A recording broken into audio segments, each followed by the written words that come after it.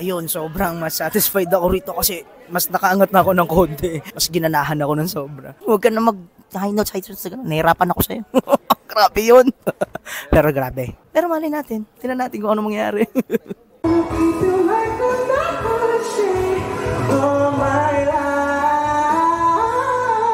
Ang ganda ng laban ngayon kasi two different styles, R&B tapos belter. So we'll see kung ano pong magiging gusto ng judges. And tingin ko okay naman po and I did justice to it. I grooved, I made the crowd groove. Sumaya naman sila and I think I did a good job. Siyempre, aalamin natin yan kung sino ang ating kampiyon ngayon.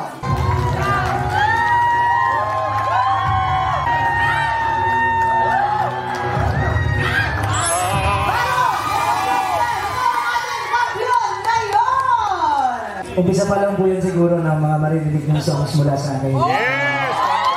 Kung ano gusto ng crowd, gusto ng mga orado natin.